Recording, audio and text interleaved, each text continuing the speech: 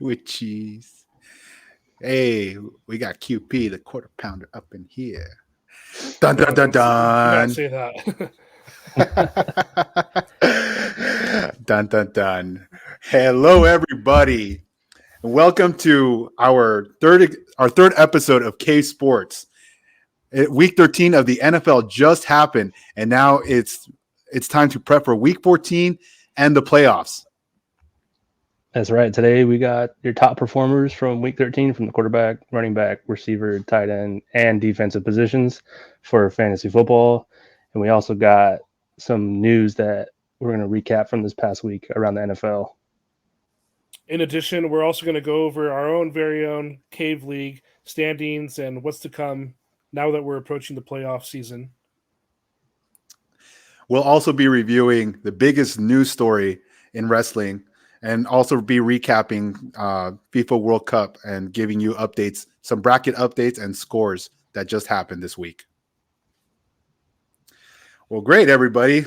Welcome, Feel the Burn. Welcome, Soul Controller. Thank you. Welcome, everybody. This is your host, Alra Sumente. And again, welcome to Cave Sports. Well, let's just bounce right into it. We'll be going over the top performers of the week for NFL. We'll be doing things a little differently today. We'll actually be starting off with our top defense of the week. And boy, did these guys have a great week. And who would have thought, right? The Browns defense and special teams. Not allowing many points. They had 2 interceptions, 2 fumbles, a punt return for a touchdown, an interception return for a touchdown, a fumbled return for a touchdown, and only allowing between 200 to 299 yards. And all total in our league for ESPN, it's 31 points. So overall, it was great, a great week. So for the Browns defense. Moving forward.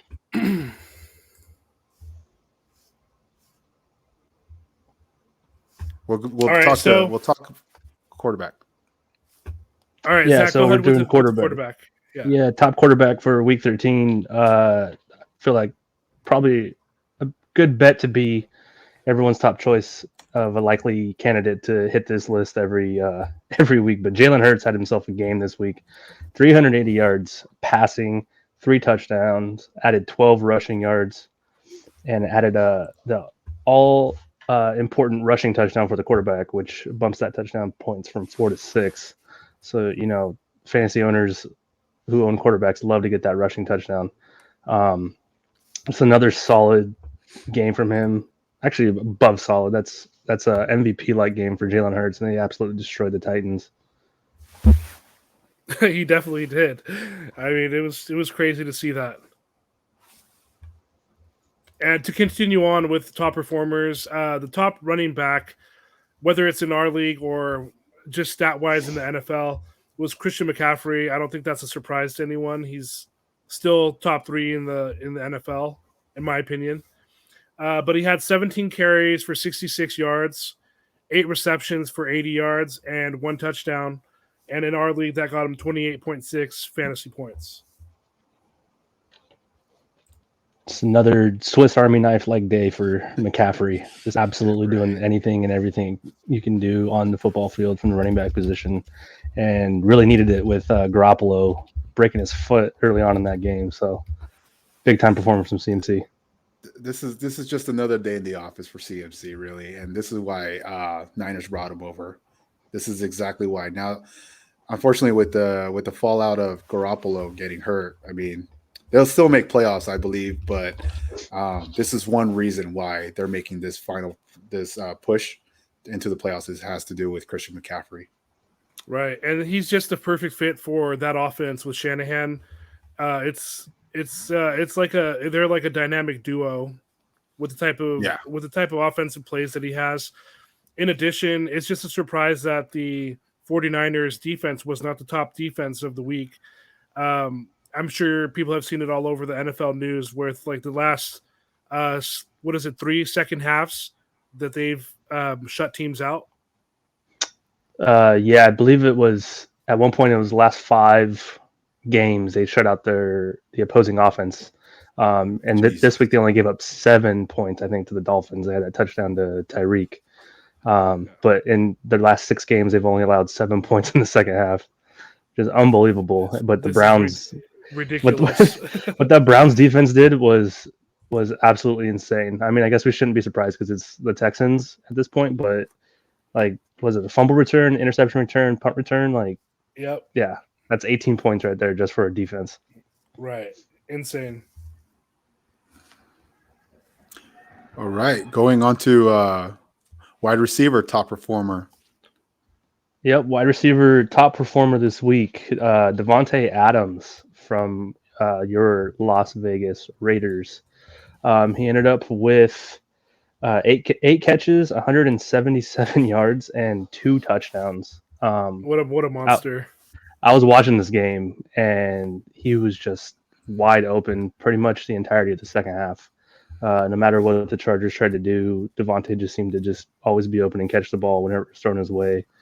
He ended up with 37.7 fantasy points, which is, vintage Davante Adams like day.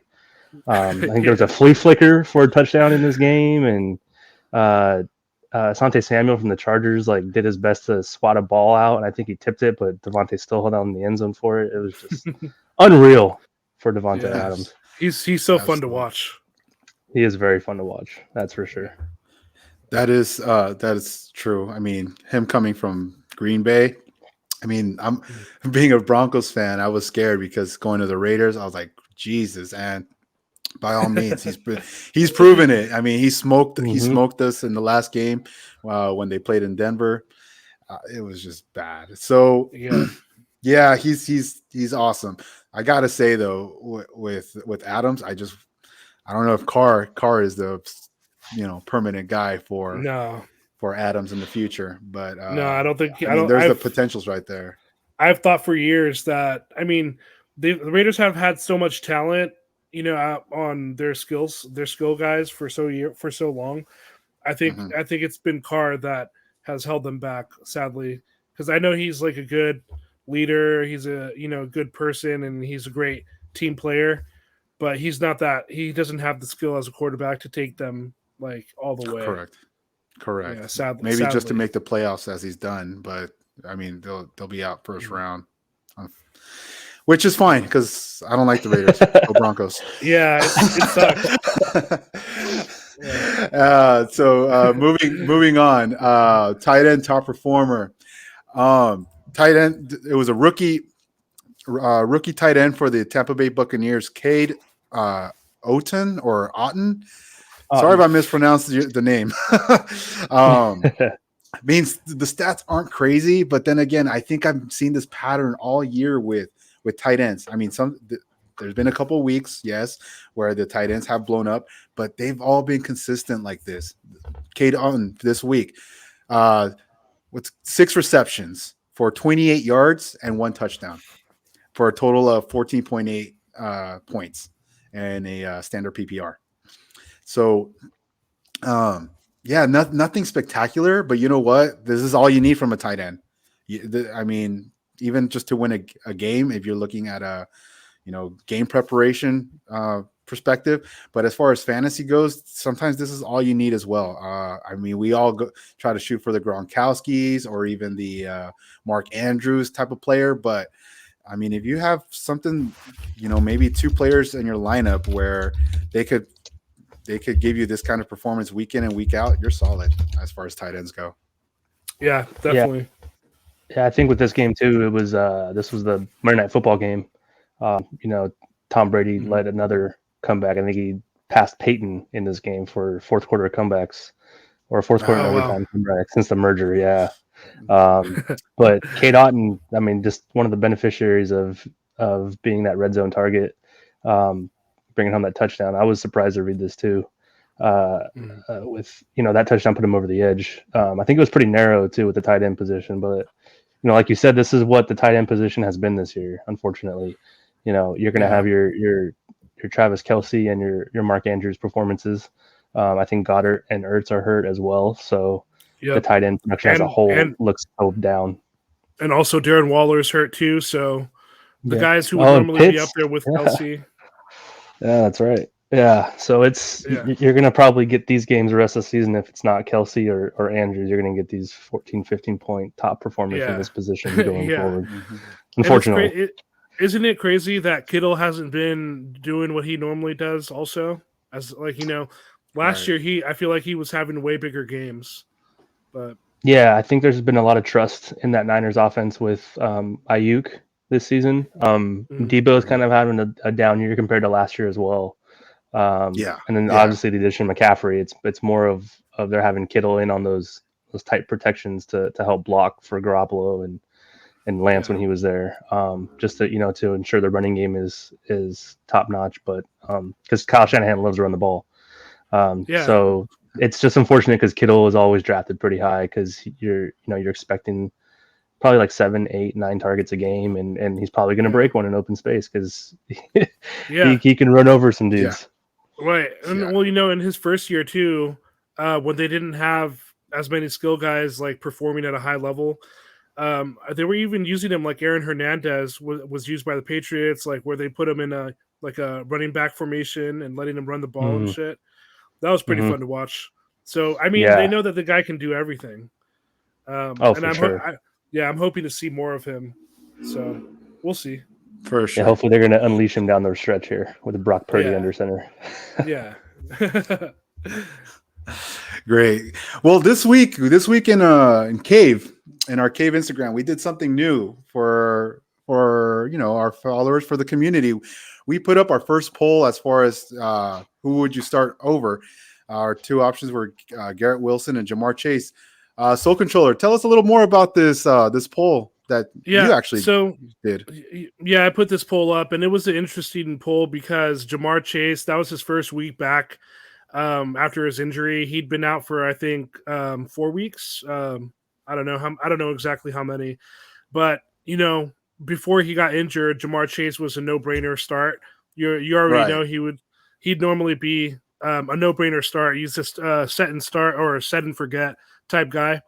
But Garrett Wilson has been increasing his stats like every single week. So it was just interesting to see what people would choose, and obviously. As you can see, 69% chose Jamar Chase, and the other 31% chose Garrett Wilson. And neither of them scored, but Jamar Chase did not have the same stats that Garrett Wilson did. Garrett Wilson ended up with, I think, is that 160 some 162 yards. Yeah. Yeah. 8 receptions for 162. Yeah. Right. So, I mean, he's been having monster games like the last, I think, 4 weeks. So he's becoming that deep threat guy, and he's just great getting open. Hopefully, we'll see Jamar Chase get back to his original form in the coming weeks. But as someone mentioned to me, he was pretty much like a decoy in this game. Jamar, yeah. Yeah, I could see that because was it T. Higgins that scored, and then P. Ryan as well? I mean, and Burrow, I think Burrow ran one in as well. So definitely decoy to spread the ball around, but it worked out, right? Bengals won. Big time win. Big time plus win. They've got one of the best quarterbacks in the league right now. Oh yeah, Joe they're Burrow. hot. I'm a fan. I'm a fan of Burrow, man. Yeah, I do want to say for that Garrett Wilson play though, I think there might have been people that didn't have faith in the Jets offense. They've suffered a few injuries on the offensive side of the ball, so the trust in Mike White might not have been there. However, the way that they were able to score on the Vikings, I think Garrett Wilson will probably be into, if not at that set it and forget it stage, just right below it, because that was an impressive performance against that Minnesota defense. Yeah, so I mean, okay, so Garrett Wilson against the Minnesota, he had the 24 points, the 162 yards, but before that, he had 5 receptions for 95 yards and 8 targets. So it's like I said, it's been growing every single week. The week that they played New England, he didn't do so hot, but then before the bye against Buffalo and New England, he had solid games too. So, yeah, it's definitely he's definitely getting into a rhythm. Yeah, this has definitely been a solid season from him, and he's a rookie, so this is a good sign of things to come.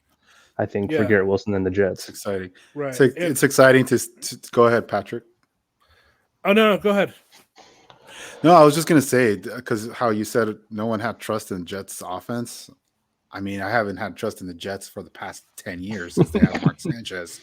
And so this is why. And even then, I mean, you couldn't have 100% trust. You'd probably have like that defense carried trust. them. Yeah. Oh, absolutely.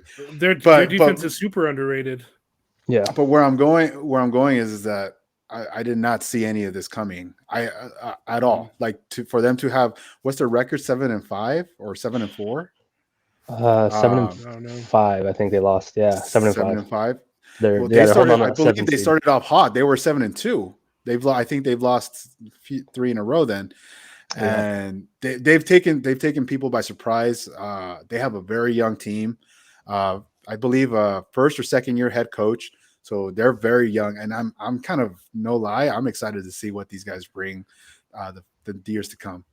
Yeah, and it was also Mike White's only his second game starting. Yeah. So Zach Wilson had been starting from week 1 through week 11. So I don't know. It's going to be interesting to see what's happening.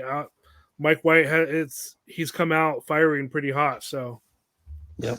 I mean, he has the whole team wearing shirts with him on it, like his face on it. Like they're all bought in, dude. Like the Mike White era has begun in New York for sure. Yeah. I gotta say, anybody listening, please don't get it confused with the footballer. No, not Mike Wright. We're talking about Mike White. Mike White, yeah. Mike White, yeah, not Mike Wright. All right. So moving on. Let's talk some news. Let's talk some notes. There was definitely some interesting headliners that hit over the past weekend and even into the beginning of this week. One of them was Deshaun Watson's first start with the Browns. Patrick, what updates or what news do we have about Deshaun Watson? So before we get into that, I'm just going to do a quick recap of the Cave League standings currently. For sure. Yeah. So on the East side.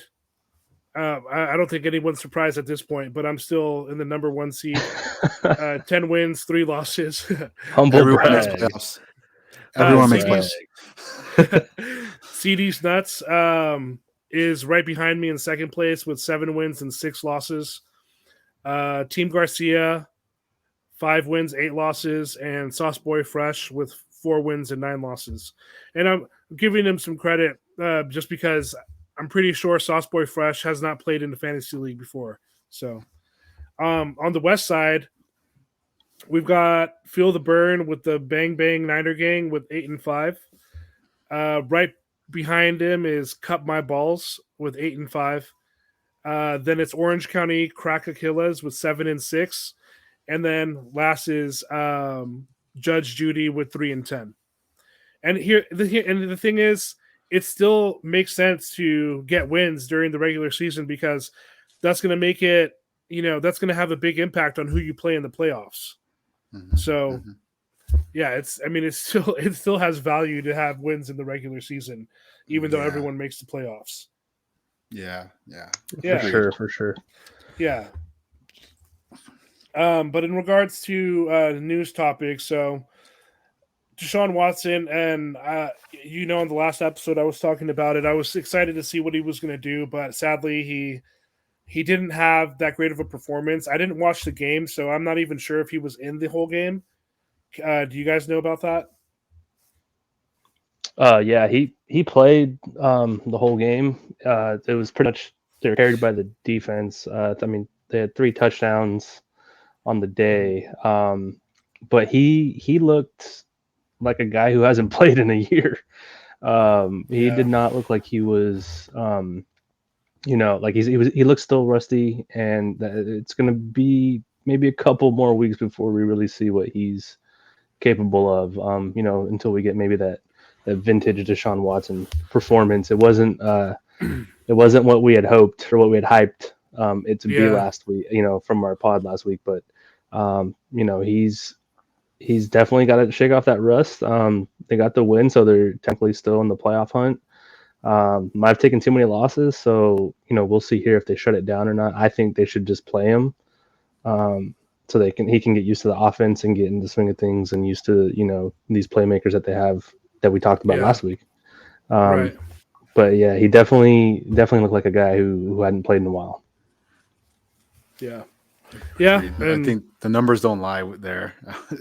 They just don't look like Deshaun. I mean, they kind of do, but because he's a running quarterback, but it's definitely not nowhere close to what we have seen him do for sure. Yeah, for sure. Yeah, he only attempted 22 passes on the day, threw a pick, only 131 yards passing. So, like I said, just not what you wanted to see if you were a Cleveland fan. However, they did win the game, but you take away those defensive scores and they lose. So, yeah, pretty much. Yeah. So another guy that has been a hot topic recently is Odell Beckham Jr. I've always been a big Odell fan. I know he's been dealing with injury the past few years, and now he had I guess the Cowboys gave him a good look, and they're worried about I think his left PCL is still giving him problems. I don't know if he's going to be able to recover this season, and if he doesn't play this season, who knows what's going to happen? Because he's already been in the league for quite some time. And we see this happen with we saw it with Victor Cruz, we saw it with Jordy Nelson. Once receivers, they need their legs. So it's going to be, I don't know. Even if he came back, I don't know if he's going to be the same Odell that we've seen in the past. No, sadly. I don't think so. You gave two perfect examples right there with Victor Cruz and Jordy Nelson. Those two were studs. Those two were great. Those two Super Bowl winning wide receivers, really. Yeah. But no, once they came back from those injuries, we didn't see any salsa dancing from Victor Cruz, and we didn't see any good fade routes from Jordy Nelson. Right. Yeah, and it's unfortunately, it's kind of like that scenario with fighters, in the UFC or boxing. It's like you got to know when to tap out sometimes, and end your career on a high note. Because the last team Odell was with was the Rams, right? And they won the Super Bowl the last time he played. Mm-hmm. Yep. So, yeah. Yeah, that's the game he tore his ACL. Yeah. Right. Yeah. So, yeah, who knows what's going to happen with him? Who knows? What's the speculation right now, though? So, I mean, the way Jerry Jones was talking about Odell last week was he wants to bring him in. He was excited, this and that. And then, they had their visit. He met with the trainers and did all that. And now Jerry's not confident at all, about signing Odell. And that was the quote that was released today.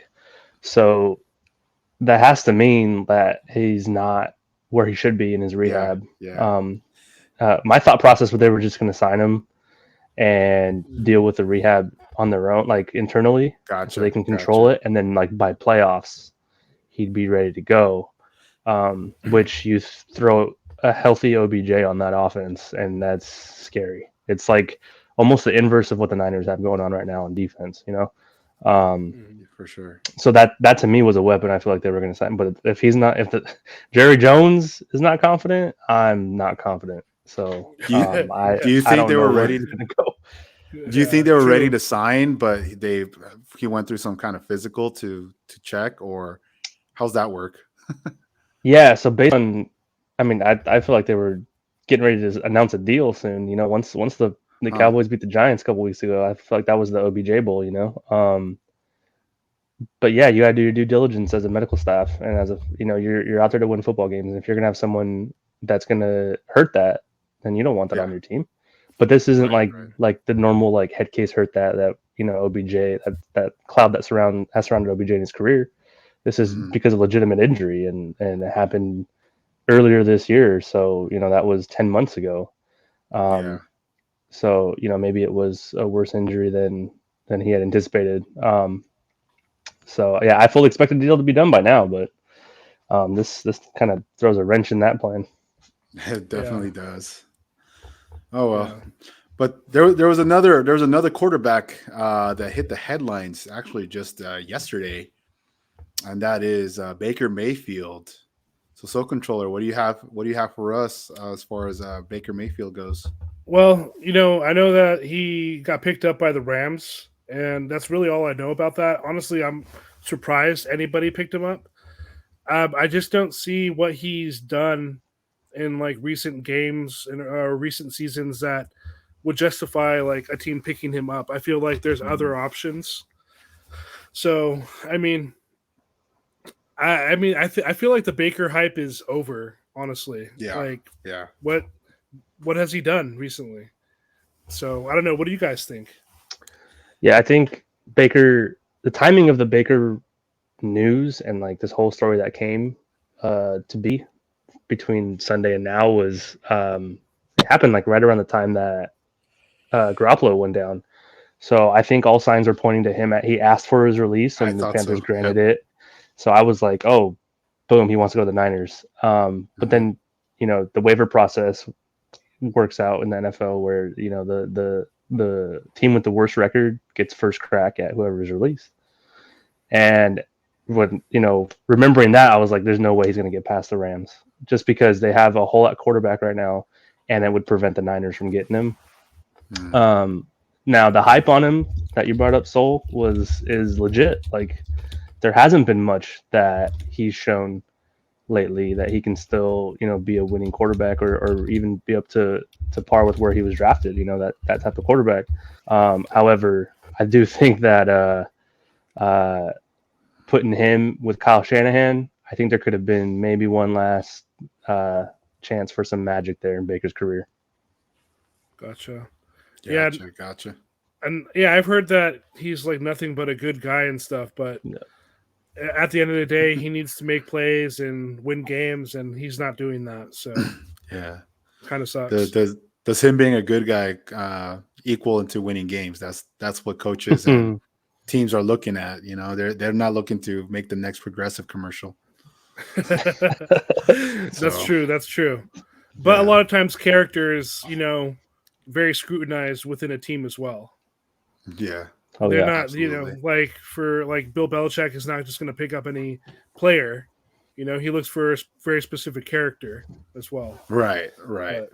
But yeah, before we end the football segment, what are your guys' plans for your strategy moving into the playoffs in the Cave League? Just pick up the best players I can get. That's pretty much it. I've been writing. I'll be honest. I've been writing the same team. Well, almost the same team all year, which is the team I've drafted. Because I'll say it. This year, fantasy hasn't really been on the top of my priority list as far as the three leagues that I'm in. Maybe I should have put more emphasis on it. But as far as the K-League goes in playoffs, I'm just going to pick up. Our waiver wire is how can I say it's loaded with only 8 teams. So I'm just gonna do my due diligence, play some streamers of the week. Maybe I shouldn't say much because I'm gonna be going up against you guys. So that's all. Yeah, I think this might have been a slick way for the league leader to get some intel on the people below him going into the playoffs. So for me, for playoffs, just in general, I like to look ahead and look at who my players are playing in the upcoming weeks. With our league, since we have the benefit of every team making the playoffs, you can look ahead to that thing. And that's where I feel like with our league is going to be dangerous because you might have a matchup against the worst team in the league, but they might have the better matchups than your guys do. In the playoffs, and you can get knocked out first round if you got some guy going up against the Niners defense or the Jets defense, Miami's defense, all the other top defenses, Denver's defense, and and it's just a bad week, Yeah. It's really like overall it's a crapshoot, right? But you try to prep with matchups. Like at this point, it comes down to matchups based. Regular season is to get to the playoffs. Playoffs is to win in the playoffs. So for me, I look at more of the weekly matchups and who's got the better matchups. Yeah. Yeah. And I mean, it's as if you were reading my mind, because that's exactly what I'm going to be looking at is all the matchups. And that's really the best you could do. Outside of that, like several of us have said many times, at the end of the day, even when you have the best players, it's a crapshoot. It's a gamble. You're still gambling. So, yeah, the best thing you can do is just look at the matchups and then keep up to date with injuries and any kind of movement like that. That's really it. Agreed. In case you guys didn't understand, that's what I meant by my weekly streamers. Pretty much look at the matchups and just pick up streamers are kind of like sleepers, but with great matches for the week. in case y'all don't know what that means. So yeah, that pretty much concludes our NFL coverage, fantasy NFL news, top performers. So that'll conclude right now. So our time with Soul Controller. So thanks for guys. Joining us tonight. Appreciate you. Thank you so much. No problem. We'll still be moving forward here. Feel the Burn and I. We're gonna talk a little bit of wrestling, and I think there's only been one piece of news, one story that has definitely shaken the wrestling world a little bit, and that has to do with Mr. William Regal from AEW. Could you add some details and emphasis on what happened, what's going on with Lord William Regal? Yeah, for sure. This, I guess, there's a lot of different ways we can look at this, right? Storyline wise, he looked like he was written off, by MJF last week. And even the week before that, Mox gave him like the Scar treatment, dropped that, run away and never come home type line at the end of that promo, and he just, ran away. And then Triple H had that cryptic tweet on the morning of War Games of all the different times that Regal said War Games in his time with WWE. So the speculation now is that William Regal is out of AEW and is on his way back to WWE, and it's being reported by various sources that he is going to be starting in the new year with WWE in a backstage role. Of course. Like for me, like another way to look at it is, there was rumblings of this happened 2 weeks ago, but then reporters were refuting it by saying, no, he said he signed a 3-year deal.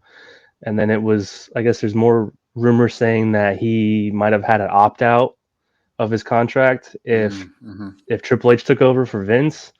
There's just a lot going on with the story, and it's fascinating from a lot of different angles because he is in my opinion, one of the most prominent voices that a locker room can listen to for wrestling. Yes.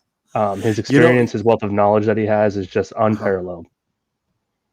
There was a piece of news that, because I like watching wrestling channels on YouTube that give news and updates of what's going on. And there was an interesting piece that I saw in a video that they were discussing how William Regal, when he was in his time in AEW, he loved to, coach in a way because he has so much experience in the ring and he knows the business, the ins and outs, managing, playing commissioner, and even, obviously wrestling as well. There was one piece that I saw interesting that, he would have, I don't want to say meetings, but like get-togethers on, he would like try to coach up the younger wrestlers on how to, improve their career, improve their wrestling, maybe even their charisma or, their character, things like that. And I heard that not many people would go and listen to what he has to say, or even like look up to him as like, oh, you're a locker room leader because you've been in the business for so long. Maybe I should listen to you. That kind of attention was then given to him, and I think he didn't really felt appreciated because, again, he's put in so much. And the other piece of news is that supposedly he did he had instant regret when he signed with AEW. Yeah, I read that too. Yeah, so yeah, I guess there's been something I think that can be said about AEW where like this isn't the first time that was said that there's a backstage problem. I mean, shoot, look at Punk. Like he left and on his way out when he dropped, the the gripe bomb, if you will. He was talking about exactly that. And now there was rumblings. I think now the source is EC3. And he likes to control narratives and whatnot. right. But it's two people supposedly. Like if we're supposed to take this like it's legit, two people now that have complained about the backstage of AEW and the moving pieces back there, which I think some people who were skeptics of AEW when it first started with who was named EVPs that this was going to eventually happen.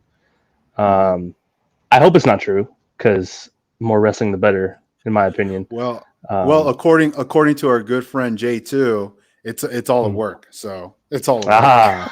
Everything's a work in wrestling, right? Everything's a work. Yep. However you can make money, brother. Yeah, I know. I'm still waiting on that CM Punk versus Stone Cold at WrestleMania scoop to drop any day now. So I've been hounding journalists on social media or wrestling journalists on social media about it to see hey when are you dropping the scoop, because that just feels like that's what's going on.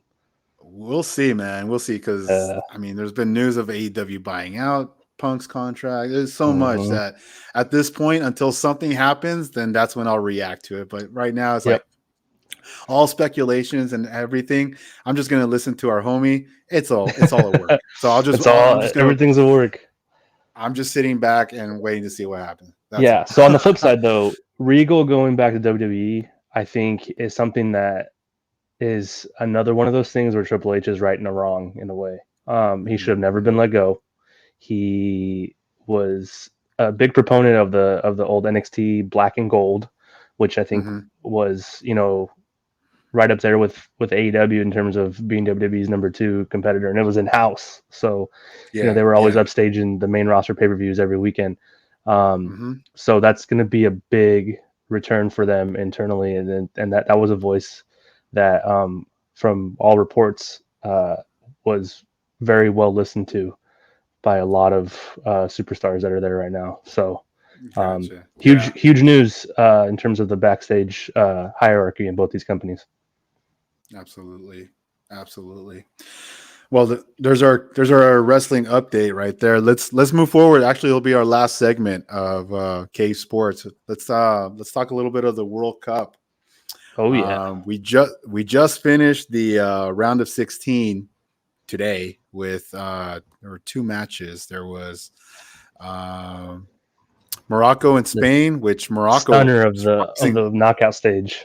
Wow. Yeah. So they're as far as like they're the underdog in the whole in the World Cup right now. So actually, low key, go Morocco, because you always love a good underdog story. For sure. Yeah, I think that's going to be a lot of people's favorites. Absolutely. They played full time. They went to extra time, so they played a total of 2 hours. No score. Yes, this is how soccer is, or football, however you guys want to say baby. it. Football. Football. It could be a boring game, and as some of our friends say, it's just 45 minutes, 90 minutes of blue balls actions, and you're just waiting for something to happen, and nothing happened, and it went to penalties. And you know what? I saw the penalties. Oh my god! Like, kudos to Morocco's goalie. I mean, the one hit the post, but man, he was on it. He was all over it. So that's cool to see. So now it'll be Portugal won the other game today. I mean, it was just a complete annihilation against Switzerland. Murdered them. So in the round of 8, it'll be Morocco and Portugal, which I got to say, my predictions came out pretty close. I think I only missed one. Yeah. I wish I would have wrote them down so we could revisit, but we'll write them down for this one. I just want to say that Portugal Switzerland game, that was an absolute annihilation. Yeah, absolutely. That was a crime against Switzerland. That was like Augustus Gloop in Willy Wonka eating up all that Swiss chocolate. Dude, that dude was Portugal in this one. He destroyed. Yeah. They got absolutely destroyed by Portugal. That was not great for that country. You could say in this round of 16, I wouldn't say annihilations, but there are far more dominant. You could see who the dominant teams were. Oh, for sure. Yeah, they definitely flexed out. We could start with when the first match of round of 16, which was Netherlands versus yours truly, US. Outclassed. I mean, definitely. Netherlands, they scored. Okay, cool. US, they tied. Yeah. Everyone's like, yay! Well, shoot, even before then, Pulisic missed the wide open shot. Oh, I know, man. He got behind the defense and kicked it right to the goalie, and it was like, oh, dude, but if he would have said just like how you said it, though, Netherlands outclassed the US, and that just shows. And you know what? I gotta say this, okay, because this is something that bothers me. I wouldn't say bothers me, but it's become cringe now.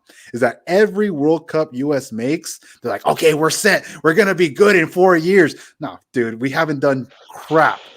Okay. So everyone's saying, hey, we got the team. We got everyone for the next World Cup. Nah. Yeah. No, if anything, we'll maybe make it to the quarterfinals, maybe semifinals if we're that good in 4 years, but we're not going to win a World Cup anytime soon. I'm sorry, guys. So I will say this is the most inspired I've been by a U.S. soccer team, a male U.S. soccer team at least, going into the next World Cup. We had the third youngest team in the field and the youngest team in the knockout round. And we actually played Netherlands pretty well. There was those balls that got by, and just defense couldn't get back. A lot of people talking about playing the matchups and like Reina should have been in. Yeah. Was it Beerholter? Like he could have done a better job coaching. Blah blah blah blah. Either way, we had the third youngest team and made it to the top 16. So going to next year, it's going to be on home turf. These guys are going to mature and get older and play alongside each other for the next 4 years. I'm going to be pretty confident going into the next World Cup that we're going to probably get the furthest that we've gone in a long time.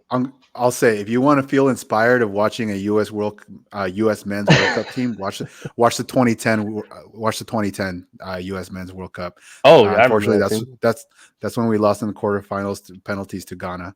That was ripped our hearts out. And then even the one after that was when Ronaldo had that beautiful cross in extra time, right, and beat us. I think that was the group stage. Oh, it was group stage, yeah. But to me, that was the best World Cup we played. Really, okay.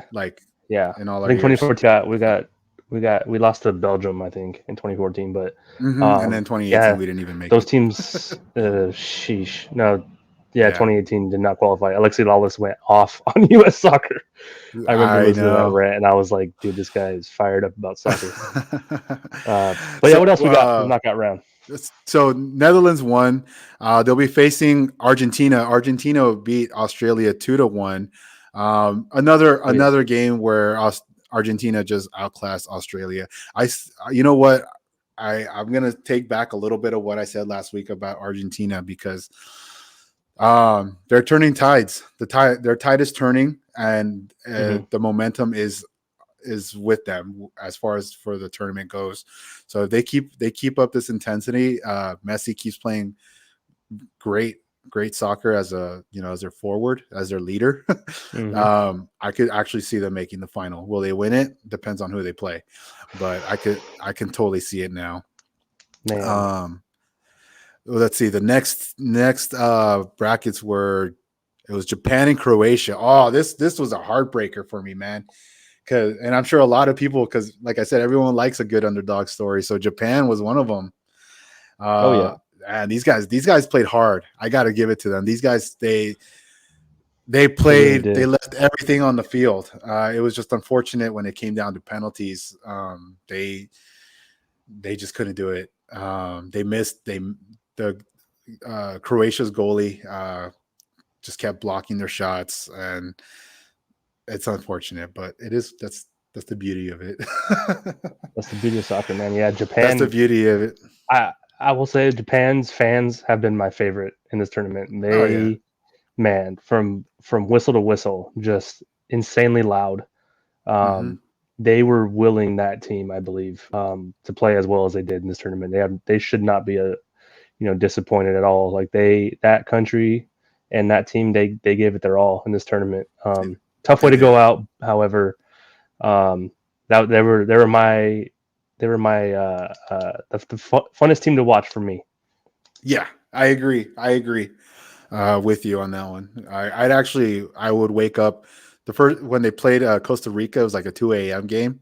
I woke up to watch that game because low key I wanted Japan, but then that's when Costa Rica. I believe they won that one. Yeah, that was the only win. Yeah. Moving on, Croatia will now take on Brazil. Brazil had another dominant win over South Korea. Yep. I mean, it was well forecasted. South Korea, they barely made it into the knockout stage, and they squeaked in. And so Brazil just came. South Korea squeaked in like a mouse. Brazil came like an elephant, just squashed them. Dang, I'll put it like that. Yeah. So now Croatia will take on Brazil. By the way, quarter finals start on the 9th. So today being Tuesday, they start Friday. Let's go. This weekend's gonna be lit, dude. Oh, it's gonna be lit. And then the other games, England dominated Senegal 3-0. Yeah. France dominated Poland 3-1. Yep. So now I think this is an interesting match because it's kind of like when US played England, kind of piece of history. Well, here's another piece of history for you: England versus France. Yeah, that's what I love most about these World Cup tournaments. Is like throughout the years, you see these countries going against each other, and it's like you can see the storylines that they have within history, of fire battles, but like real life battles, and then facing off on the soccer field. It's amazing. It's so fun. We see fans show up with like fake muskets and like all dressed up, and that'd be hilarious to see. You get the drummers, but then you also get the flute boy. Yeah, I think that's gonna happen when we host in 4 years. We're gonna see a bunch of that stuff. I think it's gonna be wild. I can't wait. It'll be fun. Yeah, England France might be the match of the quarterfinals. I think that's going to be. I think so too. A heavy hitting battle there. A winner of this one might have the chance to win the whole World Cup. I'll say that. Yeah, they're going to be definitely tested going into the next matchup, and with how that shook out with Spain not being there, I think they might. Whoever wins this, like you said, will get to the final. That's actually my prediction. Yeah, same. And then last but not least, we kind of touched on it earlier: Morocco versus Portugal. Yep. Morocco, getting in, they're in. So Portugal, they've shown weakness in the this World Cup. So not today. I could see Morocco. Yeah, not today. Not today, but I can see them possibly maybe making some mistakes. Morocco taking advantage of those mistakes. 1-0. It's just an estimate, but overall, my honest prediction. We'll talk about that. Let's start at the top again. All right. Netherlands versus Argentina. I'm gonna have Netherlands win this one. Netherlands. Okay. As much as I don't want to see a European country win the World Cup because it seems to happen almost all the time, Netherlands is the one European country that has yet to win one, I believe, and they're always there. They're always contending, always. And I think this might be a year for them. I wouldn't say the year, but a year. So Netherlands over Argentina. Mm-hmm. I see Brazil over Croatia. Brazil is just a dominant team year in, year out in the World Cup. So it's no surprise. Neymar's gonna. I don't know if he's gonna come back because I know he was injured. Mm-hmm. And so it'll be. Yeah, they're doing this without Neymar, dude. Like that's crazy. Yeah. So if he comes back, I just see Brazil leveling up and definitely. But Croatia's definitely another team not to sleep on. They have great teams. I believe in the last 4 years ago in the last World Cup they placed third, I think. Yeah. And so they got really far. They got far. So this year they're coming with redemption and with a purpose. So I can totally see. I can see this game going to penalty kicks, but overall, I would see Brazil winning this. So in the semifinals, it would be Netherlands versus Brazil. Mm-hmm. Next match, England versus France. I said this last week. I see France winning the whole World Cup, so I got to give this one to England. I got to give this one to France. Okay. Yeah, it's a tough one, but I see France winning. And then Morocco versus Portugal. As much as I would like to see Morocco win, I gotta be a little real with myself and say Portugal. But hey, yeah, I'm okay if Morocco wins too. That'd be dope to see. Oh yeah, for sure. Prediction: Portugal. My heart, Morocco. Yep, that makes sense. And so yeah, semifinals will be Portugal versus France, and then Brazil versus the Netherlands. And then once that happens, we'll actually be talking about this next week. Next Tuesday. We'll be talking about the winner of one semifinal game. We'll be talking about the winner of Who do you got for that one? Well, it'll be Netherlands and Brazil. I'll say Netherlands. Okay. I'll say Netherlands. So let's remember this today. That way, next week when we talk about it, we got to keep going though. Who do you got? France, Portugal. Oh shoot, we're doing the full bracket. Yeah, okay, the and then okay, and then I'll say France over Portugal. So then that means France. The final, France versus Netherlands. I'll say France. All right, I'll say France because they've been my pick since the beginning. They'll be my pick towards the end. Though again, kind of like what I said with Morocco, I wouldn't mind seeing the Netherlands win it because they've always played so hard and they always come up close. So if they win it this year, I'm cool with that. Kind of, it'd be cool to see a non-European team. And then as far as third place goes, it would be who would it be? Oh, it would be Brazil against Portugal. Yeah, Brazil versus Portugal. Then I see Brazil winning third place. Interesting. Well, I got Argentina beating Netherlands. Okay. And then I got Brazil beating Croatia. Okay. England beating France. Ooh. And Portugal beating Morocco. And then I got Brazil versus England in the final with Brazil winning thanks to the return of Neymar. Okay. So that's what I'm going to go with. We'll see how right we are, next time we talk, this time next week. Of course. But either way, these matchups in this was it semifinal? No, quarterfinal? Round of 16, you mean? Or the ones coming up? The ones coming up with the quarters, right? Yeah, quarters. Yeah, these matchups are going to be eighth finals. yeah, the final 8, the elite 8 right here of the world.